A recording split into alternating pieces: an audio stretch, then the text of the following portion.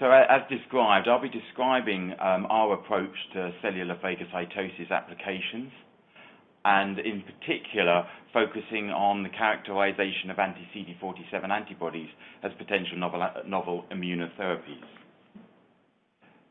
So the webinar will take the following structure. To start with, I'd like to describe the promise of cancer immunotherapy, but not just talk about T cells, actually look beyond that at other cell types, immune cell types. And then I would like to talk about real-time live cell phagocytosis assays, both in general terms, but also specifically around the principle and validation. And then, having demonstrated validated assays, show how they can be used to characterize anti-CD47 mediated phagocytosis of human leukemia T cells. And then thinking about how complementary phenotypic assays can be used in alignment with phagocytosis assays, really show how we can gain additional mechanistic insight. And then try to wrap things up by describing a summary and perspectives. As already has been described, there will be a Q&A session at the end of this webinar, and I'd like to introduce both Gillian Lovell and Nicola Bevan, two of the scientists who are instrumental in the development of this application, who will assist me during that question and answer session. As has also been highlighted, please use the hashtag #LiveCellAnswers at Select Science to submit your questions. So I think most people are aware that the promise of cancer immunotherapy is huge, and a lot of this is focused on the modulation of T cells, either through the engineering of the T cells, such as CAR T therapies, or through the blockade of checkpoints, which prevent the inhibition of T cell killing function. And there's been some really nice recent clinical successes, which has really bolstered the enthusiasm for this area of science. However, it should be noted that there is a lot more beyond just T cells. There are many other immune cell types and immune cell functions that want to be targeted. And most notably here, we can think about macrophages. And particularly their function, their role in tumor cell clearance is really taking a lot of interest at the moment. And a lot of that interest is actually being driven by Irv Weissman at the Stanford University in California. And this quotation really nicely exemplifies some of the challenge faced when thinking about this as a novel therapy. I'll read it out to you. Macrophage-mediated cytotoxicity occurs primarily via phagocytosis, which is technically challenging to assay and requires microscopic visualization or flow cytometry to quantify cellular engulfment. For these reasons, macrophages are underappreciated as effector cells that can target cancer. And this really sets as a nice backdrop to say how we feel that real-time live cell analysis can really aid researchers in this field and really enable, I think, novel therapies within immunotherapy. Before going into the specifics of the phagocytosis application, I wanted to really talk about some of the general key features of live cell analysis systems, and here we've just got 6 of those exemplified. Firstly, we've got automated real-time analysis. It's really key to be able to do simple hands-free analysis such that you can gain the full kinetic response of the biology that you're interested in studying. And by doing this in such a simple way, you can avoid the need for complex sample preparation before readouts, and importantly, not have to predefine endpoints when you actually want to take your measurements. By using image-based methodologies, you're really able to understand the spatial relationship between different cell types, key when you're looking at co-culture models. And once you've been able to make measurements, you can go back and provide qualitative validation of those measurements to gain additional confidence. Flexibility is always key, both in terms of optics, readouts, the plastic wear, and importantly, the cell types that you can use. We want the researchers to be able to use whatever cells they feel are most appropriate for their application. Being able to multiplex multiple readouts within the same well allows you to ensure that every data point is as information-rich as possible. One of the nice things around live cell analysis is it not only has its place within assays, it actually fits to the entire continuum of the live cell assays portfolio, whether that's cell culture, cell manipulation, as well as assays. And importantly, at the end of such an approach, the cells are not exhausted. They're still free to be used in more traditional endpoint measurements. When considering the use of live cells, it's always critical that they're not perturbed, because if your assay methodology perturbs them, it's liable to interfere with the readout.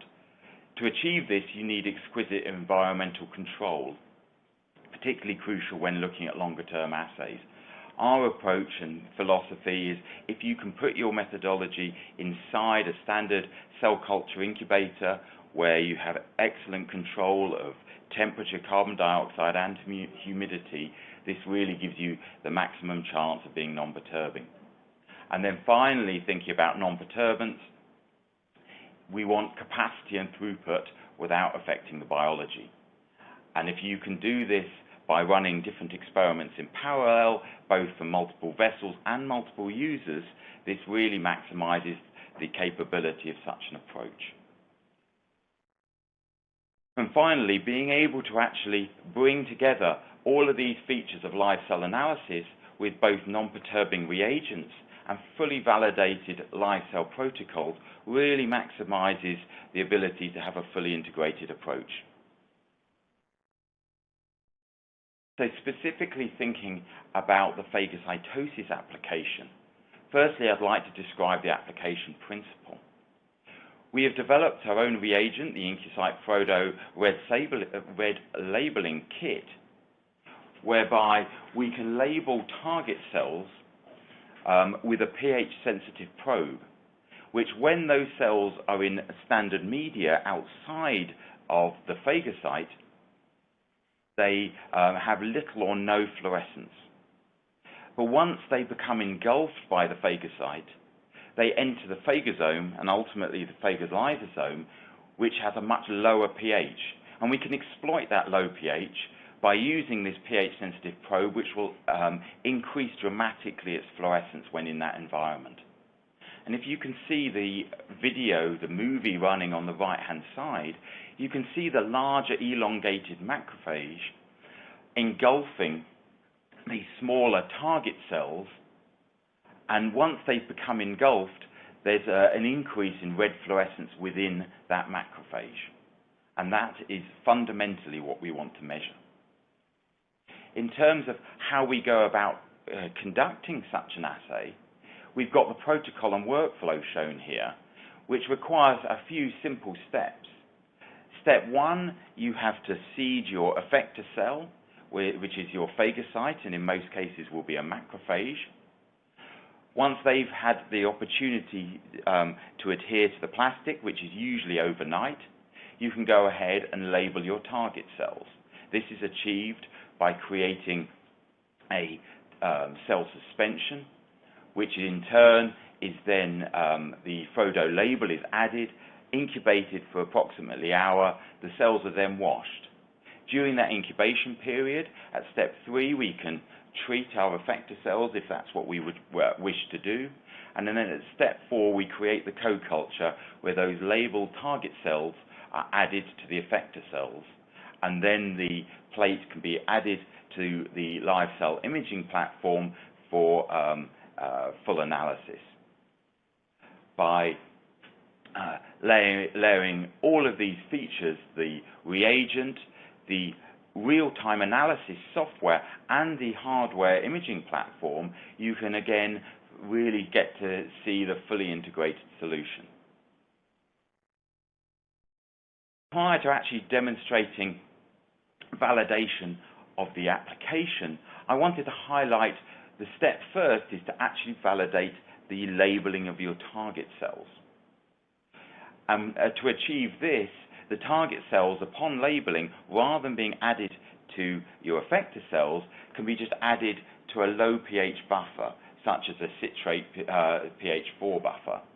By adding them to this low pH buffer, the cells will spontaneously fluoresce, and they can be added to the IncuCyte platform, whereby on the left you can see you can measure fluorescence intensity, and as you would predict, as you put more Frodo label in, you get an increase in fluorescence. And on the right, you can see the object count, which is a surrogate for cell count. And unlike the fluorescence intensity, yes, we see a moderate increase in the object count. Quite soon, you realize that you've labeled the cells sufficiently that all of them have been counted. And in this particular example, we would take 250 nanogram per mil to be an optimal concentration to count sufficiently the number of labeled cells. And this approach has been used to validate a range of different cell types, and these are listed on the right-hand side. It should be noted that this type of validation needs to be conducted each time you try a new target cell. Once you've actually labeled those target cells, we can actually then start thinking about how we use these within a phagocytosis assay. And here we've got some images of some J774A mouse immortalized macrophages as the effector cell, and the target cell is apoptotic urcats. These are apoptotic such that they externalize phosphatidylserine and induce phagocytosis without the need for any additional stimuli. And the top three panels, we have the phase contrast image overlaid with the fluorescence image. The bottom three panels are the corresponding phase image with the segmentation mask. And what you can see in these images is that at t equals 0, little or no fluorescence is observed, and therefore no corresponding mask. But at the t equals 12 hours, and even more so at t equals 24 hours, we see an increase in fluorescence. And it's important to note that the segmentation mask corresponds very nicely. In addition, you can see not only the increase in fluorescence, you can also see a qualitative effect of cell clearing. Gaps appearing between the cells within the co-culture, providing additional confidence that phagocytosis is occurring. Being able to use time-lapse imagery, we can monitor this phenomena over the entire time course of the phagocytosis. On the left-hand side, we can see the time course of the increase in red fluorescence area plotted against time, and where you have apoptotic target cells, where there's been a strong signal for phagocytosis, you see a large time-dependent increase in fluorescent area. In contrast, the non-apoptotic labeled target cells, where there's a little or no stimulus for phagocytosis, little or no fluorescent increases observed. And this approach has been taken with a range of different target cells and a range of different effector cells, and it's a very robust system which we feel you can use many, many different cell types. Because we can use microtiter plates, this approach is very amenable to conducting pharmacological evaluation.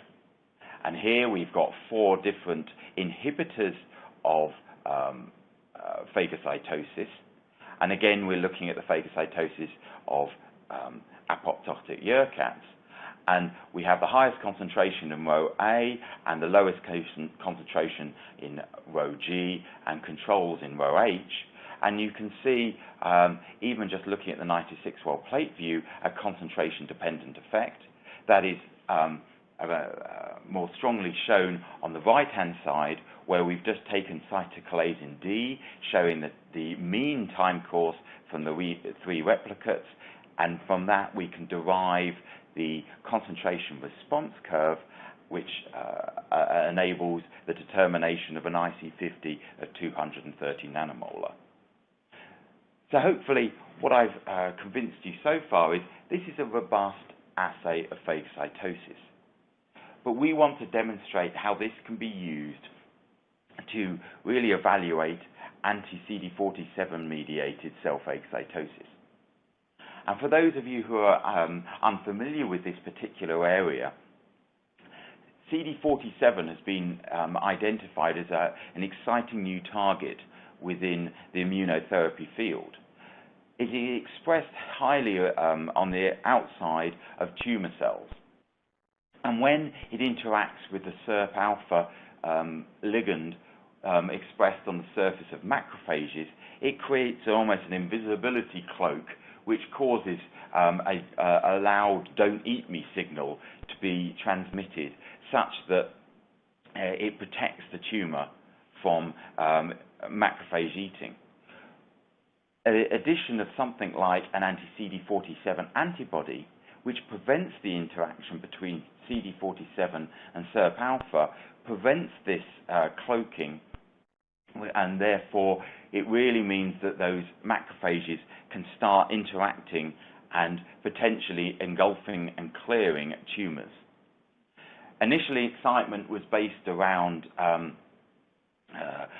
various different types of leukemia, but more recently, as exemplified in the paper shown here on the right, there has been even good progress made with solid tumors, such as small cell lung cancers.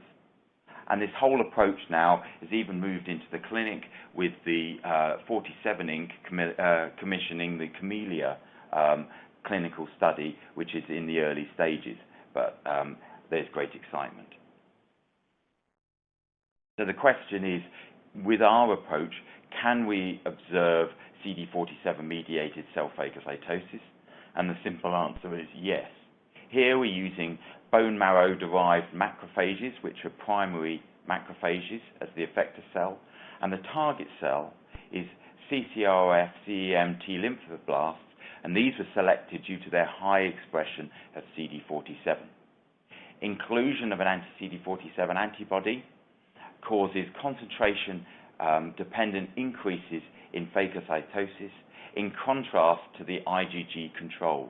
By determining the area under the curve analysis on the left-hand side, we can really strongly exemplify this concentration dependence. As previously described, we can always validate and gain confidence that what we're observing with those quantifications is borne out with our images. Here we've got the phase contrast and fluorescence blended images on the top panels, and you can see the increase in fluorescence and the evidence for clearing, and on the bottom 3 panels across the time course we can see just the fluorescence images showing that increase in fluorescence. So this really gives us confidence that we are really measuring anti-CD47 mediated cell phagocytosis. What's also interesting is if we take those same target cells and we investigate the phagocytosis using different effector cells, we see very different temporal profiles. Here we've taken the assay out to 12 hours, although the previous data was only shown up to 4 hours. And what you can see is in the dark blue, you can see that using bone marrow-derived macrophages, it's quite a transient signal. In contrast, using mouse macrophages J774A cells, that's a much more sustained signal. At the present time, this is fairly preliminary data. It's unclear what the mechanism is behind this, but it does really emphasize how being able to measure the entire time course is really important. Having observed this CD47-mediated cell phagocytosis, it does beg the question, whether the CD47 antibody is having any direct effect on the target cells. And here we're just looking at the monoculture of the CCRF-CEM target cells. And by measuring just the phase contrast area, which allows us to determine percentage confluence, we can understand whether or not we're having any effect on proliferation.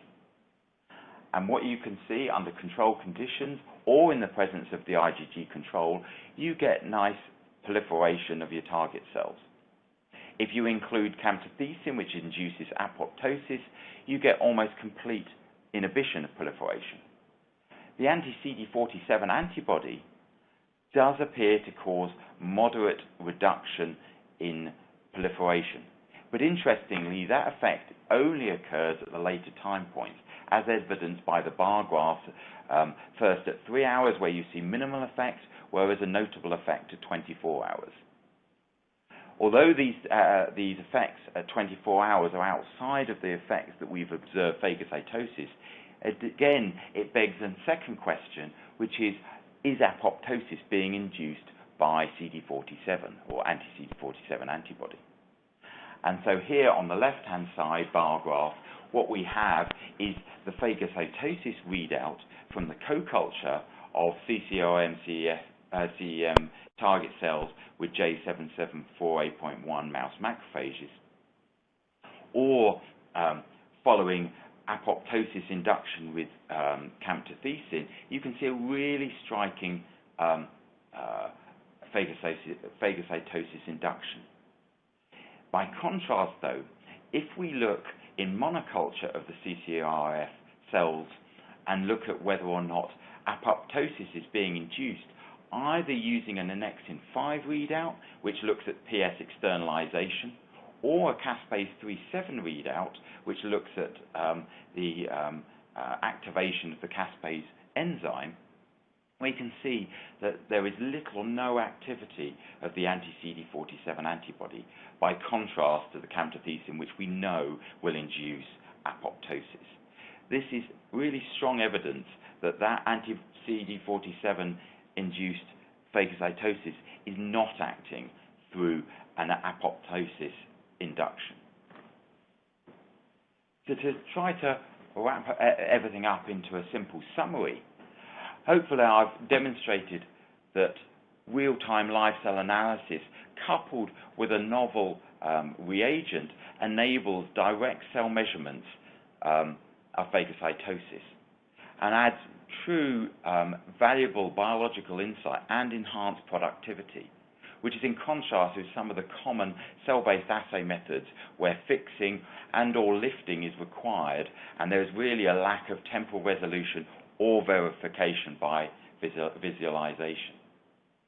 And importantly, this approach is very amenable to the characterization of anti-CD47 antibodies which promote phagocytosis, and really is certainly commensurate with the discovery of more novel anti-CD47 modulators and potentially other modulators of phagocytosis by macrophages.